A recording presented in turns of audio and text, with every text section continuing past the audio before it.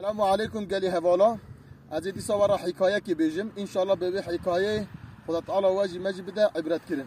دبيجا زمانه كي پادشاه كي ظالم هبيه اف پادشاه ظالم غازي عالم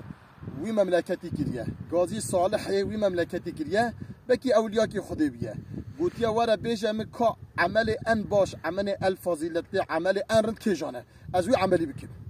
ابي عالم گوتیا كي عمل ان باش رازانه تيه تو رازي گوتیا چه رازانه منه گوتیا ای پادشاه دما تو رازی فرمانات تسکنه ظلم و زوردستیات سر ملت رادبه تو رازی رازی بونات یعنی رازانات ظلم ده سکناندن فرمانات ده سکنه بروی تو رازی و عمل ان فضیلت لیوه گلی هوانا ایرو ملت درد که و خبر ده ظلم ان مزن سادجه گازینینه ایرو عرض مسلمانا سوریه بگیره عراق بگیره یمن بگیره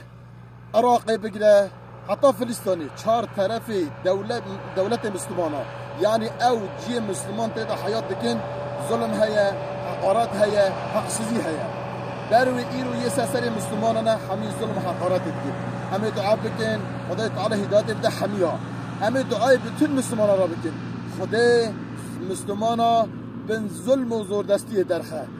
چه زمان ام بزورنه با قرآنی چه زمان ام بزورنه با سنتی وی چاقی مسلمان بگیجنده روژا خوش بن ظلم و زوردستی دکوین از دعا دکیم اوی لیدر سر مسلمانه خدای وان اصلاح بکه خدا تعالی عقل و شعور بده وان هر یکی وان تک ظالمن فاسقن فاجرن خدای بلاون اسلام وکه لیدر باش مزن باش بیده سر مسلمانا چهار طرف مسلمانا به عربا به ترکا به کردا به بتن ملت مسلمان هفته دو مسلمانا بخی یک جاره کده دولت اسلام چه به مسلمان همی ببینه برا و ظلم و زوردستی نه مسلمان دکه از و همی امانت خود دکم. السلام علیکم و رحمت الله و برکاته.